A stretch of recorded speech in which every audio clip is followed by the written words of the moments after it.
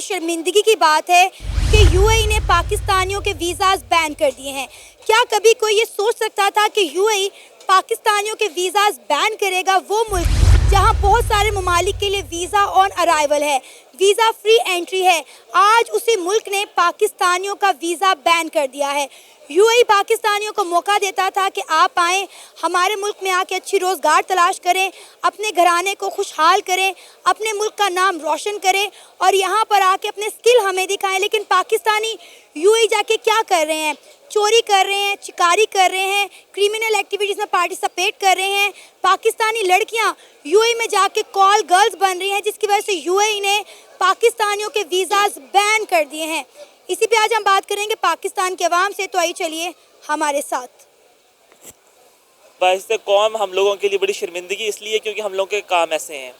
देखें, जिस वक्त आप किसी भी मुल्क में जाके आप किसी भी लॉ को नहीं फॉलो करोगे या फिर वायलेशन करोगे किसी भी लॉ की, तो ये प्रॉब्लम सामने आएंगे। वो और बात है कि यहाँ हमारे पाकिस्तान में कोई लॉ एंड ऑर्डर नहीं है, जिसका जो दिल करता है वो करता है। बट आप यहाँ से देखें, जिससे आप यूएई या दुबई करें तो आपको छोटी छोटी बात पर टैक्स है, गाड़ी नहीं सही पार्क करेंगे, हाई स्पीड चलाएंगे या कुछ भी ऐसी चीज़ है। तो वहाँ जब हम पाकिस्तानी अपनी इन हरकतों से बाज नहीं आएंगे या हम अपने आप को इन्वॉल्व रखेंगे हर वक्त ऐसी एक्टिविटीज़ के अंदर जो कि बेसिकली एक इंसान के लिए भी ना वो है मींस के एक एथिक्स के ख़िलाफ़ हैं। कुछ चीज़ें होती हैं क्राइम होती हैं, लेकिन कुछ चीज़ें होती हैं एथिक्स के ख़िलाफ़ होती हैं। वो क्रिमिनल में तो रिकॉर्ड नहीं आते होती, लेकिन हम अपने मुल्क के ब्रांड एम्बेसडर होते हैं जिस वक्त हम किसी की फॉरेन कंट्री में जाते हैं। कोई एक भी इंसान अगर वहाँ कोई ऐसा इशू क्रिएट करे जो कि लीगली या फिर एथिक्स के ख़िलाफ़ है। अब यहाँ से मुझे बड़ा अफसोस हुआ लास्ट टाइम देख के कि जिस वक्त ये जो हमारे एक्स जो है सुप्रीम कोर्ट के जो थे जज, उनके पीछे लड़के लोग लग गए और बड़ा उनको किया। बट देखें, जो कुछ भी था हम लोगों को इसको एक लीगल वे से प्रोसीड करना चाहिए था। अब देखें वहाँ लंदन की जो आवाम होगी या गवर्नमेंट क्या सोच रहे होंगे कि हम अपने लॉ को जूती की नोक पर रखते हैं। सर, अब ये देखें ना कि हम लोग करते क्या हैं कि यहाँ से 70-80 हज़ार रुपये की टिकट लेकर और लाख रुपए का वीज़ा लेकर हम क्या कर रहे हैं, हम दुबई जा रहे हैं और दुबई जाके क्या कर रहे हैं, हम दरहम में भीख मांग रहे हैं। वहाँ जाके ख़वातीन क्या कर रही हैं कि प्रोस्टिट्यूट बन रही हैं, जो मर्द है वो भीख मांग रहे हैं, क्रिमिनल एक्टिविटीज़ कर रहे हैं, लड़कियों को हरास कर रहे हैं। यूएई ने कहा है कि हम यूएई को दूसरा पाकिस्तान नहीं बनने देंगे, बेहतर है कि इनके वीज़ाज बैन कर दो। पहले वीज़ाज दे नहीं रहे थे, अब वीज़ाज परमानेंट बैन कर दिए गए हैं। अच्छा, प्रॉब्लम पता क्या है, ये पूरी दुनिया जो है ना उसकी वो एक गेम है उसकी, वो है डिमांड एंड सप्लाई की। ठीक है, डिमांड एंड सप्लाई। जब आप बुराई की डिमांड होती है ना तो उसकी सप्लाई भी ज़्यादा हो जाती है। ये एक जनरल फैक्ट है। अभी हम लोगों क्या देखें, अभी हम इन पाकिस्तानी हम लोग मैक्सिमम ऐसी साइट्स खोलते हैं जो कि मेरे ख्याल से अखलाकन ही बहुत एक बुरी चीज़ है। यहाँ से अब कोई एक भी लड़की गुजरेगी तो वो घर तक छोड़ के आएंगे लड़के उसको। Got it? ये हमारी नेचर पता लग रही है यार कि बीइंग और सोचें जहाँ हम पाकिस्तानी हैं और फिर हम लोगों को ये है कि जी बीइंग मुस्लिम्स हम लोगों को हमारा कल्चर भी इस बात की इजाज़त नहीं देता कि हम लोग इस तरह देखें। बट जिस वक्त आप एक फॉरेन कंट्री में जाओगे और वहाँ उनके लिए सब कॉमन है, वो कोई नहीं करता बॉदर जस्ट चल यार बटन ही भी लिया या वट एवर, वहाँ जाके आप और भी ओपन हो जाओगे। तो सोचें आप फिर और फिर लड़कियों के लिए वो शॉर्टकट्स तलाश करती हैं। Got it? लड़की क्या हर मर्द हर औरत कर रही है यार। सबसे इजी वे आपका हरीम शाह को देख लें आप। रिसेंटली में नाहिद मलिक की जो टिकटॉक पे वीडियो वायरल हुई हैं, कितने टिकटॉकर्स किस तरह से जो वीडियो वायरल हुई है, देखिए ना गवर्नमेंट ने क्या किया है। देखिए, कसूर हमारा है। कसूर हमारा है। भला क्या है, जब कोई फेम के हम उसको डिफेम क्यों नहीं करते? जिस वक्त अब नाहिद मलिक हम इससे पहले एक और की हुई, क्या नाम मुझे ज़हन से निकल गया नाम उनका, उन्होंने अपने खुद वीडियो हरीम शाह, हाँ, उनको फेम मिला, पैसा मिला, उनका यार कितने मिलियन फॉलोअर्स मिल गए, अरबों रुपया आ गया। लड़कियों ने कहा यार दिस इज द जो कमरे में छुप छुप के करना, जाहिर सी बात है हम लोग उसको रिकॉर्ड करके करते हैं। करना तो यहाँ भी गलत है, करेंगे रिकॉर्ड तो 4 पैसे ही आ जाएंगे हम लोगों को। तो ये मैंने एक बड़ी प्यारी बात सुनी थी, ये ना अपना टिकटॉक और ये बड़े बड़े सोशल मीडिया सबके हमारे घर से बच्ची उठा के लेके जा रहे हैं। ये आप चेक करें कि एक बहुत अच्छी पाकबाज बच्ची है, एक अच्छे पेरेंट्स शरीफ लोगों के घर में होती है, लेकिन जिस वक्त वो जो है टिकटॉक या सोशल मीडिया क्या है, और देखें 1000 बंदा, हम मार्केट में फिरते हैं ना, हम हर बंदे का चेहरे पे नहीं पढ़ सकते, लेकिन जहाँ आपको लाखों की आवाम टिकटॉक पे लाइव देख रही है, इंस्टाग्राम पे लाइव देख रही है, वो आपको ऑफर्स करेंगे और जी हम ये कर लें वो कर लें। हम अब यही फेम के चक्करों में और पैसा कमाने के चक्करों में आज हमारी कौम का ये हाल है कि हमारी बच्ची बच्ची बाजार बैठी है। सर ये बताएं, आपने कभी किसी इंडियन लड़की की देखे किस तरह से वीडियो वायरल हुई हो? अब आप देखें कि जितने भी टिकटॉकर्स, मैं नाम नहीं लेना चाहूँगी क्योंकि मैं भी एक खातून हूँ, मैं नहीं चाहूँगी कि मैं ऑन कैमरा किसी लड़की की तजलील करूँ, जो हुआ हमारी अवाम बखूबी जानती है। मुझे बताएं, आपने कभी देखे किसी इंडियन लड़की किस तरह से वीडियोज़ वायरल हुई हो? देखिए प्रॉब्लम पता क्या यूएई की हम बात कर लें, जिस तरह यूएई ने पाकिस्तानियों के लिए वीज़ाज बैन कर दिए हैं। अब आप देखें कि तमाम कंट्रीज़ के लिए यूएई में वीज़ा ऑन अराइवल है, इंडियंस के लिए भी वीज़ा ऑन अराइवल है। कितनी बड़ी तादाद में इंडियंस जो है वो यूएई में इतने बड़ी बड़ी कंपनीज में इतने बड़े बड़े ओहदों पे काम कर रहे हैं, लेकिन पाकिस्तानियों को वो एक मुस्लिम कंट्री होने के बावजूद भी वीज़ाज बैन कर दिए हैं। मेरा ना इत्तेफाक से लास्ट 2021 के अंदर दुबई जाने का मेरा एक जो हुआ जो है एक टूर था। आप ट्रस्ट मी, मैंने अपनी आंखों से देखा और बहुत दुख भी हुआ। जितने बांग्लादेशी थे वॉशरूम में काम कर रहे थे और जितने पाकिस्तानी थे वो भी वहाँ पर जो है स्वीपर या मॉब लगाने का काम करते, और मैंने लिटरली इंडियंस को वहाँ पर एक अच्छी पोस्ट पे, मिसलन आप वो कैशियर जो है पासपोर्ट चेकिंग पे या फिर इस तरह यानी कि वैल्यूएबल पोस्ट पे उनको देखा। जबकि आप जब भी दुबई या सऊदी अरब जाओ आपको ये नहीं समझ लगती कि आप शायद किसी बाहर की कंट्री में आए हो, कि मोस्टली एशियंस वहाँ पर बहुत ज़्यादा हैं, लेकिन पाकिस्तानी मॉब लगा रहे हैं, बांग्लादेशी वॉशरूम साफ़ कर रहे हैं, लेकिन जहाँ पर एक इंडियन लोग जो है बीइंग मुस्लिम, वो भी मुस्लिम से हम लोगों के अंदर एक भाईचारा भी है वैसे भी, लेकिन फिर भी उनको क्यों यार अपनी एक हमारी मॉरल वैल्यू से बहुत गिर गए हैं हम लोग। आप पाकिस्तान का लिटरेसी रेट देखें और आप इंडिया का लिटरेसी रेट देखें, आपको समझ लग जाएगी यार कि किस हद तक। जबकि देखें वो हिंदू हैं, उनके अंदर ये बड़ा कॉमन है कि यार लिविंग रिलेशंस हो जाए, गर्लफ्रेंड बॉयफ्रेंड हो जाए, दैट्स नथिंग, कोई मैटर नहीं करता। मगर मेरे जस्ट मामू हैं, वो अभी कनाडा से आए तो हमसे डिस्कस ही कर रहा था।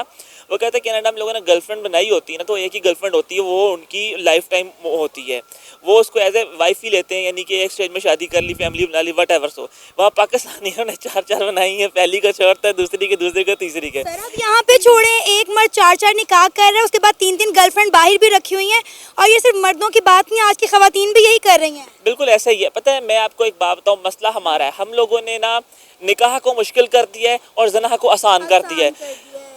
निकाह थी जिम्मेदारी का नाम, रिस्पॉन्सिबिलिटी का नाम। मुझे कोई भी लड़की पसंद आई, मैंने उसको अपने निकाह में ले लिया, उसकी रिस्पॉन्सिबिलिटी उठा ली, दुनिया को बता दिया कि यार अब मैं इसका खर्चा पानी उठाऊंगा, अब मैं उसकी इज्जत और जिल्लत का जिम्मेदार हूँ, अब मैंने उसका ये है मुश्किल काम।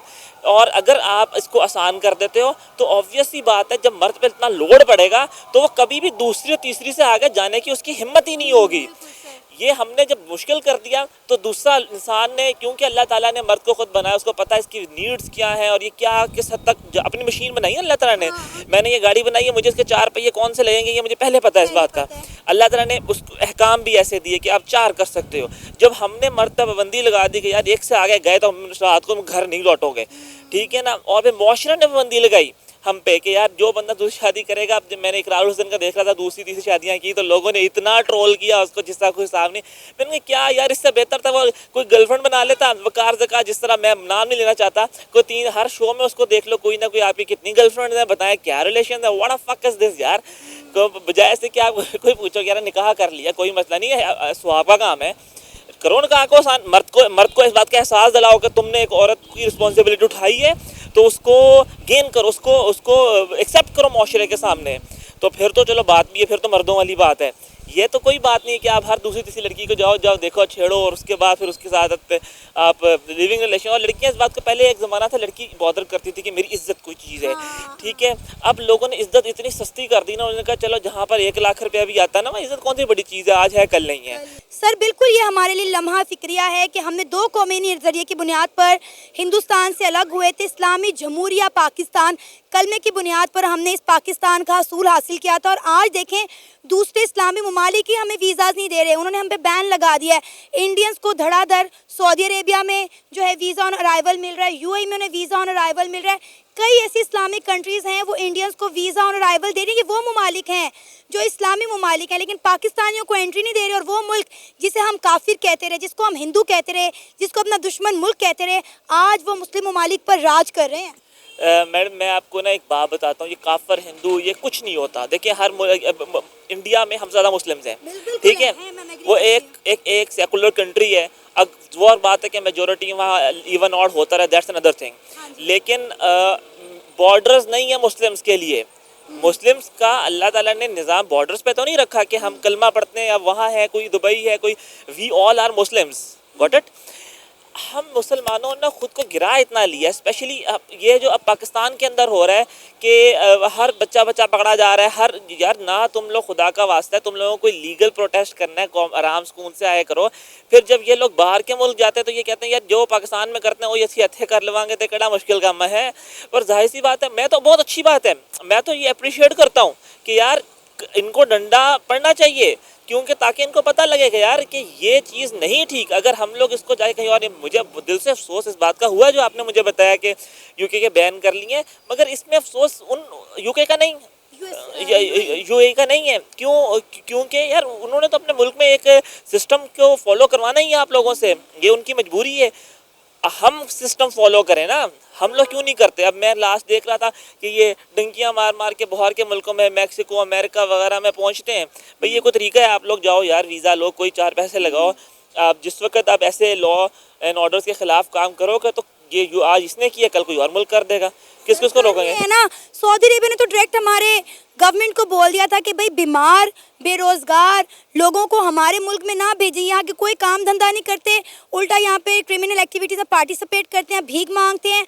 हज उम्र और ज़ियारतों की गर्ज से ये लोग आ जाते हैं, उसके बाद गायब हो जाते हैं। हाँ मैंने आप ट्रस्ट में, मैं देखिए मुझे बड़ा अफसोस हुआ जब देखो एक ना लीगल वे होता है कि आप जाते हो, आप पे टैक्स भी लगता है, आप अगले की गवर्नमेंट को पे भी कर रहे होते हो। और मैं लास्ट टाइम उम्रा करने गया तो उन लोगों ने आके जनाब नाई गए हुए वहाँ पर, उन्होंने अपने साथ साथ रिश्तेदार बुलाए हुए हैं उम्रा करने के लिए।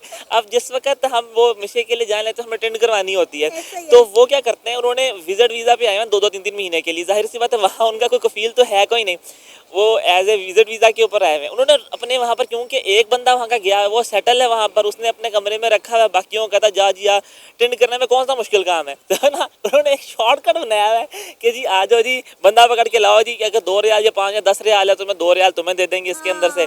तो यार ये काम करोगे तो जाहिर सी बात है कोई भी कंट्री की आएगी, यार हमारी पॉपुलेशन बढ़ा रहे हो, हमारे मसाइल बढ़ रहे हैं, आप लोग यहाँ पर आके ऐसे काम करोगे, या तो लीगल तरीके से आओ तो बात भी है। सर ये जो हरकतें कर रहे हैं ना, अभी तो यूएई ने पाकिस्तानियों के वीज़ाज बैन किए हैं, वो सिर्फ 50 साल से बड़ी उम्र के मर्दों को, औरतों को जो है वीज़ाज दे रहे हैं, उससे निचले उम्र के लोगों को तो वीज़ा मिल नहीं रहे। अनकरीब मुझे लगता है सऊदी अरेबिया ने भी हमारे लिए वीज़ाज बैन कर दिए हैं कि यहाँ पे पाकिस्तानी भी हज और उम्रे के लिए ना आए।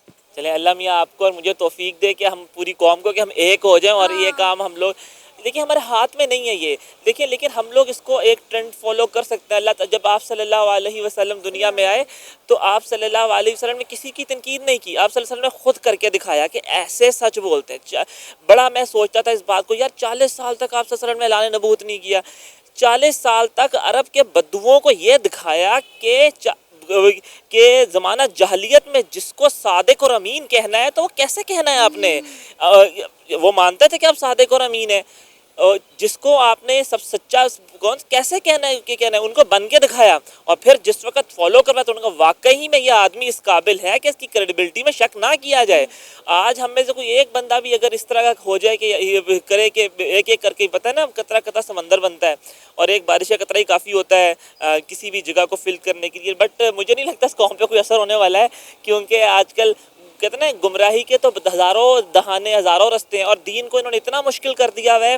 जो आप सल्लल्लाहु अलैहि वसल्लम ने इतना आसान करके दीन खिचड़ी की तरह हमारे मुंह में डाला था, वो जी इस ये भी होगा तो वो काफर, वो भी होगा, 2 मिनट में काफर काफर के फतवे लगता है, लोग दीन से बेजार हो गए हैं। वीपीएन पे फतवा लग गया। मैं वो तो मैं इतना कल ने पोस्ट देख रहा था, ट्रिपल सवारी जाने वाला हराम है कि यार ये ऐसी फजूल चीज़ों में फतवे लगाओगे तो आपके फतवे की क्या क्रेडिबिलिटी रह जाएगी। बंदे बंदे फतवा लगाओ तो किसी काम की चीज़ पे लगाओ यार। चलो टिकटॉक का यार उस पर रहना लड़कियाँ आती है, चलो वो बयान लग गया, समझ में आती है बात। पर वीपीएन पे आप यकीन करें हमारा 90% काम वीपीएन पे होता है। अब हम लोग जिस वक्त अमेरिका की साइट्स बनाते हैं तो वो सिर्फ अमेरिका रीजन में ही चलती है, तो उसके लिए हमें ज़रूरी है कि हम वीपीएन लगा के हम लोग उसे हासिल करें उस रीजन की। अगर ये वीपीएन यहाँ हमारे बैन हो जाएगा, हमारा तो आईटी सेक्टर बिगड़ जाएगा, हमको बाहर से ऑर्डर बिगड़ गया है, हमें ऑर्डर्स नहीं मिल रहे कितने आईटी सेक्टर हैं, जितने आईटी हाउस हैं पाकिस्तान में जो बंद हो गए हैं। बिल्कुल ऐसे ही आप ये देखें, हम लोगों ने क्रिप्टो करेंसी की पाबंदी लगाई, ये है इंडिया ने खोल दी, अरबों रुपए का उसने जो है इससे रेवेन्यू जनरेट किया। ठीक है, हम लोगों ने आके इस पर पाबंदी लगाई जो है अपना जो आईटी की फील्ड्स आप देखें वो हब बन गई, उन्होंने बनाई अपनी आईटी फील्ड्स को।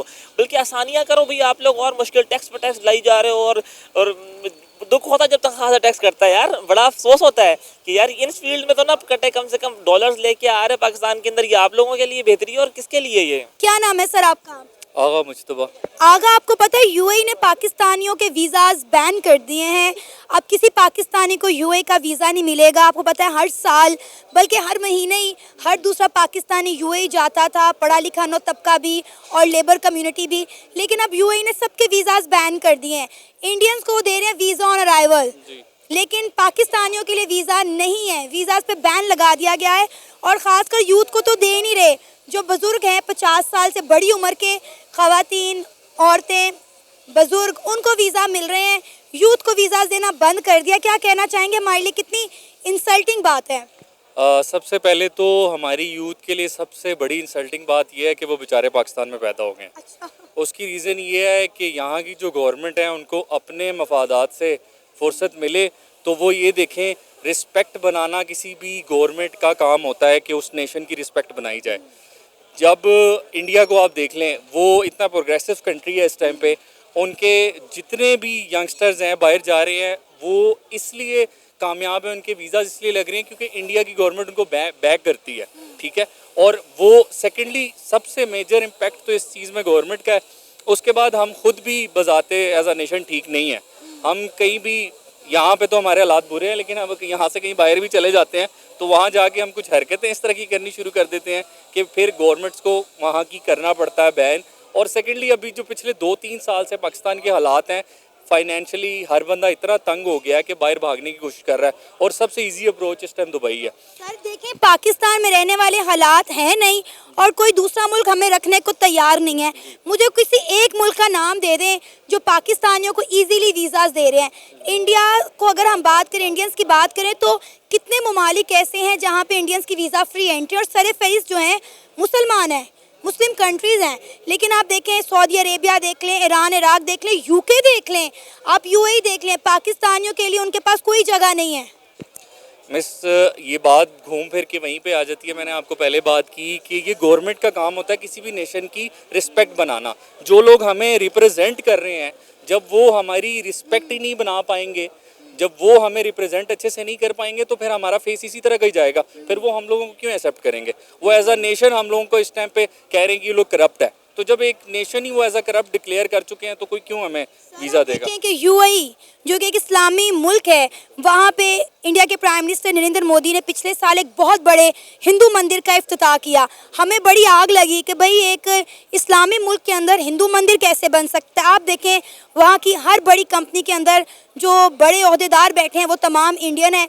रिसेंटली जो है, मेरा ख्याल है जर्मनी ने 90,000 वीज़ा जो हैं वो वीज़ा ऑन अराइवल कर दिए हैं। मतलब आप कह लें कि उन्होंने अनाउंस कर दिया कि 90,000 जो इंडियन हैं हर साल यहाँ पर आएँ, काम करें और हमारा जो अच्छा रेवेन्यू जनरेट करें, हमारी मुल्क की तरक्की के लिए काम करें। पाकिस्तानियों को कौन ले रहा है, किसको वीज़ा दे रहे हैं? यूके में गेट आउट पाकिस्तानीज़ की कैंपेन चल रही है। आपने बिल्कुल ठीक कहा कि सियासतदान इज़्ज़त बनाते हैं, गवर्नमेंट इज़्ज़त बनाती है। जब हमारे लीडर्स की इज़्ज़त नहीं है तो पाकिस्तानियों की क्या इज़्ज़त होगी? एग्जैक्टली सबसे पहला मेजर पॉइंट ही यही है कि हम लोगों की एज अ फेस सेविंग अब बिल्कुल नहीं रही हुई। दूसरी चीज़ ये है कि आपने जैसे अभी बात की ना कि इंडिया में जो उनके ज़रा अच्छे कंपनीज़ में ज़्यादा उनके एम्प्लॉयज़ और इस तरह की चीज़ें हैं, ये जो मंदिर वाली बात है ना, इसमें सबसे पहले इम्पैक्ट पड़ता है कि उस मुल्क का उसके साथ रिलेशन कैसा है। रिलेशन कैसे बनेगा? वो बनता ऐसे है कि इंडिया के मेजॉरिटी स्टेक होल्डर्स, इन्वेस्टर्स बड़े बड़े दुबई में काम कर रहे हैं। तो जब दुबई को खुद रेवेन्यू इंडियंस की तरफ से मिल रहा है तो वो उनको रिस्पेक्ट भी देंगे, वो उनको ऑनर भी करेंगे, और जो उनका जो छोटा सा तबका ऐसा जो जॉब ढूंढने के लिए दुबई जाता है वो उनको वेलकम भी करेंगे। बिल्कुल सही कह रहे हैं। अब आप देखें ना, इंडिया के prime minister Narendra Modi India को कहां से कहां ले गए और इंडिया का हर सेक्टर आप देखें कि कितना ग्रो कर गया। दुनिया इंडियंस को हाथों हाथ ले रही है भाई। इसीलिए तो ले रही है। मैंने आपको वही तो बात की, सबसे पहली चीज़ इंपॉर्टेंट होती है आपकी दुनिया के सामने इमेज कैसी है। हमारे जो हुक्मरान हैं, जो स्टेक होल्डर्स ऊपर बैठे हैं, उन्होंने हमारी इमेज इतनी की गंदी कर दी हुई है कि वो ऊपर से नीचे तक, वो कहते हैं जब इनके जो बिल्कुल एलीट टॉप क्लास ऐसी है तो इनके नीचे वाले कैसे होंगे। तो फिर वो जब उनको हमसे कोई मफाद हासिल ही नहीं है, उनको पता है कि दीज आर बेगर्स, इनको मांगने के अलावा काम ही कोई नहीं है, तो फिर वो हमारे नीचे वालों को भी, मैंने आपको जैसे बात बताई, इंडियंस के इन्वेस्टर, इंडिया के इन्वेस्टर्स और बड़ी बड़े जो है लोग हैं वहाँ पे सरमायाकारी कर रहे हैं, जिसकी वजह से वो नीचे का तबका को जो सपोर्ट करनी होती है तो फिर वो मुल्क उनको सपोर्ट भी करते हैं।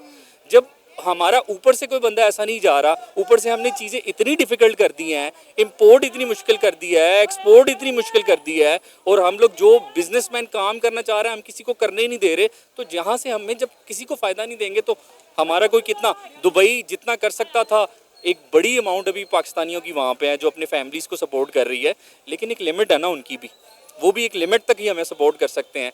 ऊपर से फिर पाकिस्तानी यहाँ से जाके, अब बिज़नेस इस तरह के शुरू हुए हैं कि यहाँ से जाके बैगर्स और इस तरह की चीज़ें मामलात वहाँ पे होंगी, तो हमारी तरह का तो कोई मुल्क नहीं है ना जो इन चीज़ों को बर्दाश्त करेगा। सर अब ये देखें ना कि इंडिया के प्राइम मिनिस्टर नरेंद्र मोदी अभी 3 मुल्कों के दौरे पे, उनका 5 रोज़ा दौरा है, वो नाइजीरिया गए हैं, फिर ब्राज़ील गए हैं, अब वो गुआना के विजिट पर हैं, और ब्राज़ील में उन्होंने G20 मीटिंग जो है वो अटेंड की है।